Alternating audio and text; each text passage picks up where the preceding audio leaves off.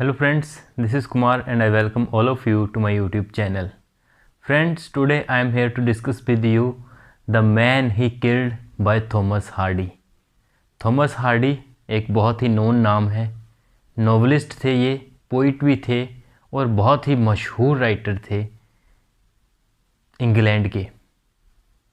इन्होंने बहुत ही बड़े बड़े नावल लिखे हैं, बहुत ही अमेजिंग नावल लिखे हैं, like the return of the native, the mayor of the Casterbridge, Tess of the d'Urbervilles, one of my favourite, Jude the obscure, और भी कई तरह के नावल लिखे हैं।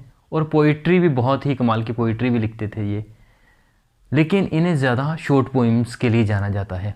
अपने आखिरी समय में इन्होंने पोइट्री लिखनी शुरू कर दी थी, क्योंकि इन्हें नावल के लिए काफ़ी क्रिटिसाइज़ भी किया गया था। जब वे ज़िंदा थे तो इनके नावल उतने ज़्यादा मशहूर नहीं थे, लेकिन उनकी डेथ के बाद जब इनके नावल को डीपली स्टडी किया गया तब इनके नावल का पता चला कि हाँ, इनके नावल वाकई कुछ बात थी इनमें।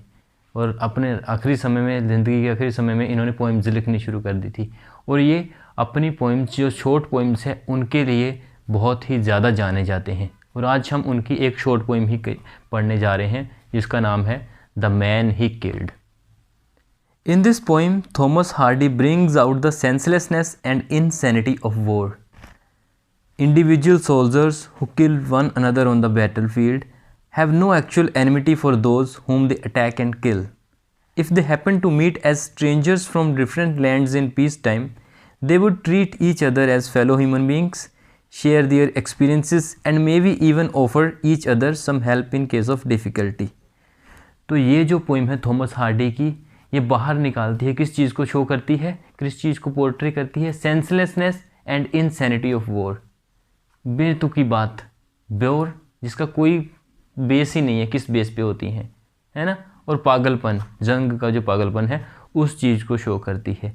जो सोल्जर अगर आम ऐसे मिले होते नॉर्मली लाइफ में तो उन्होंने एक दूसरे को अच्छे ट्रीट के, अच्छे ह्यूमन बींग्स की तरह ट्रीट करना था, लेकिन वही दोस्त, वही सोल्जर अगर जंग में मिलते हैं तो एक दूसरे को एक अपने दुश्मनों की तरह अटैक करते हैं। They treat each other as their enemies, but actually they are not the enemies, they are the normal human beings, but in the battlefield they become the killing machines. They want to kill each other. अगर वो वही soldier किसी और जगह पे मिले होते, किसी ने डिफरेंट लैंड्स पे मिले होते, और तब उन्होंने क्या करना था, एक दूसरे से अच्छे तरीके से बात करनी थी, अपनी लाइफ की डिफ़िकल्टीज़ के बारे में शेयर करना था, और हो सकता है उन्होंने एक दूसरे की हेल्प भी कर देते अगर किसी को ज़रूरत होती, और हो सकता है कोई साथ में ड्रिंक करते और एक दूसरे के ड्रिंक के कोई ऐसे बोलते बोलते पैसे भी दे देता कि नहीं नहीं तुम रहने दो, मैं दे देता हूँ। तो अगर नॉर्मल मिलते तो ऐसी बातें होनी थी, बट क्योंकि वो जंग में मिले हैं तो वो एक दूसरे को एज एनिमी ट्रीट करते हैं। इस पोइम में पोइट अपने थीम को एक सोल्जर के द्वारा, अपने एक सोल्जर के वर्ड्स में पोर्ट्रे करता है। एक सोल्जर जिसने बैटल फील्ड में दूसरे आर्मी के सोल्जर को मार दिया था, और बाद में उसने सोचा कि उस सोल्जर को मैंने क्यों मारा, मेरा उससे कोई ज़ाती दुश्मनी तो नहीं थी, तो फिर मैंने उस सोल्जर को क्यों मारा। इस सवाल का जवाब उस सोल्जर के पास नहीं था।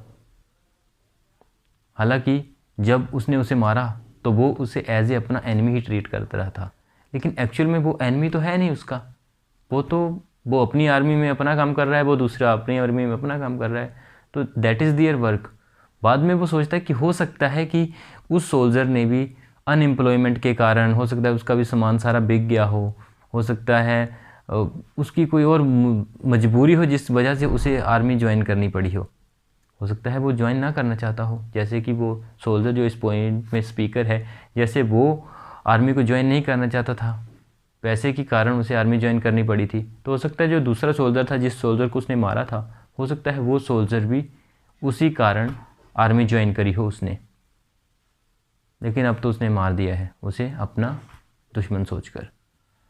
तो इस तरह की थीम को राइटर ने इस पोइम में पोर्ट्रे करने की कोशिश की है, insanity and helplessness of war. That is the thing the poet has wanted to convey in this poem. So now let us read the poem without wasting any time. The Man He Killed by Thomas Hardy. Had he and I but met by some old ancient inn, we should have sat us down to wet right many a निपरकिन।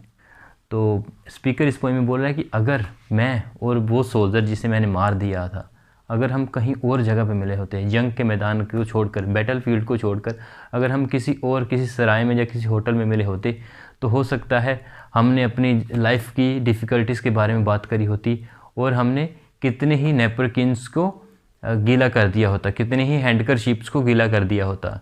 गीला कैसे कर दिया होता है, मतलब अपनी life की difficulties के बारे में बात करते वो, और इस तरीके से एक दूसरे की बातों में इस तरीके से अपनी बातों को शेयर करते कि हो सकता है उनकी आंसू निकल आते।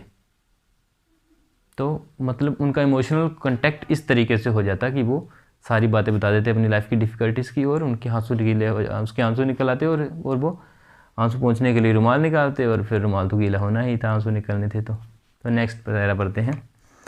But ranged as infantry, ranged means placed in position, infantry होती है पैदल चलने वाली सेना, and staring face to face, और आंखों में आंखें देखा,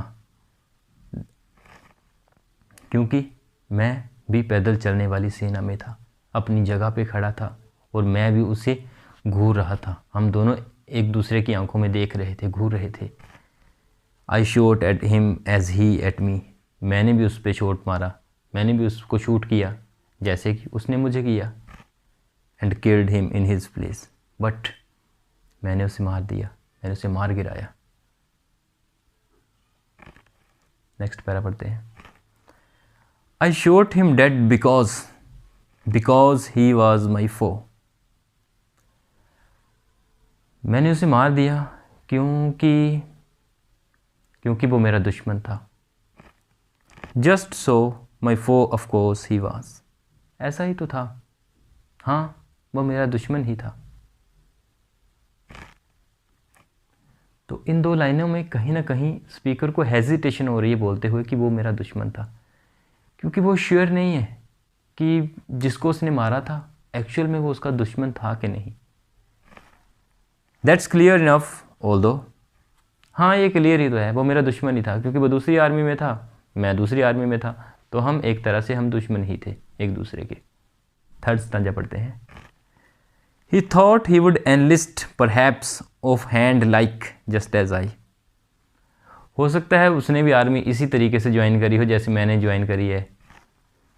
Was out of work, had sold his traps, हो सकता है वो अनएम्प्लॉयड होगा मेरी तरह ही, हो सकता है उसके अभी सामान बिक गया हो, उसकी भी सारी बिलोंगिंग्स बिक गई हों और उसे आर्मी ना चाहते हुए भी ज्वाइन करनी पड़ी हो। नो अदर रीज़न वाई, और मुझे नहीं लगता कि इसके अलावा कोई और रीज़न होगा उसका, जो उसका कोई पर्सनली वो सोल्जर ही बनना चाहता हो, या कोई उसका एम हो या लक्ष्य हो आर्मी में ज्वाइन करना। हो सकता है कोई और रीज़न हो उसका, लेकिन मुझे लगता है कि उसका भी शायद यही रीज़न होगा कि वो भी अनएम्प्लॉयड होगा और उसने भी इस तरीके से काम ढूंढने के चक्कर में आर्मी ढूंढ ली होगी, फैमिली को लुक आफ्टर करने के लिए आर्मी ज्वाइन कर ली होगी। अच्छा एम्प्लॉयमेंट देती है ना आर्मी, तो हो सकता है उसने भी इसी वजह से आर्मी ज्वाइन करी होगी। Yes Quint and curious war is, हाँ ये जंग जो है ना बहुत ही अजीब गरीब है। You shoot A fellow down, तुम बिना सोचे यहाँ पे दूसरे आदमी को मार देते हो। You would treat if met where any war is, अगर तुम किसी वॉर में मिले होते तो तुमने तो उसको ट्रीट करना था, उसके ड्रिंक के पैसे भी पे कर देने थे तुमने। अगर तुम किसी वॉर में या किसी होटल में मिले होते, किसी अलग जगह पे मिले होते, तो तुमने उसके ड्रिंक के पैसे भी पे कर देने थे और अपनी लाइफ की डिफ़िकल्टीज़ की बातें करनी थी, इधर उधर की बातें करनी थी। और help to half a crown, और अगर वो दूसरा सोल्जर अगर वो मुश्किल में होता, किसी डिफ़िकल्ट सिचुएशन में चला होता, तो तुमने उसको उसकी मदद भी कर देनी थी, कुछ पैसों से या कुछ पर्सनली उसकी हेल्प कर देनी थी। लेकिन यंग में के मैदान में क्या होता है ना, तुम दुश्मन बन जाते हो ना चाहते हुए भी। तुम एक दूसरे के दुश्मन होते नहीं हो एक्चुअल में, लेकिन यंग के मैदान में आप एक दूसरे के दुश्मन बन जाते हो, ये यंग आपको बना देती है। और इसी के साथ ही हमारी ये पोइम ख़त्म होती है। आई होप कि आपको ये पोइम काफ़ी अच्छे तरीके से समझ आ गई हो। थॉमस हार्डी ने इसमें बेमतलब की वॉर को टारगेट किया है कि जो वॉर पॉलिटिकल लीडर्स जिनको अपने फ़ायदे के लिए इन वॉर को पैदा करते हैं, इन वॉर को करवाते हैं पॉलिटिकल लीडर्स, लेकिन झेलना किसे पड़ता है? हम आम इंसानों को, हम सिंपल ह्यूमन बीइंग्स को जो अपनी लाइफ आराम से जीना चाहते हैं, उन्हें लड़ना पड़ता है और उन्हें अपनी जान गंवानी पड़ती है बिना किसी मतलब के। इसी तरह से हमारी ये पोइम ख़त्म होती है। आई होप कि आपको ये पोइम काफ़ी अच्छे तरीके से समझ आ गई होगी। और फिर भी अगर आपका कोई क्वेश्चन हुआ तो प्लीज़ आप कमेंट सेक्शन में लिख सकते हैं, मैं उसको आंसर करने की पूरी कोशिश करूँगा।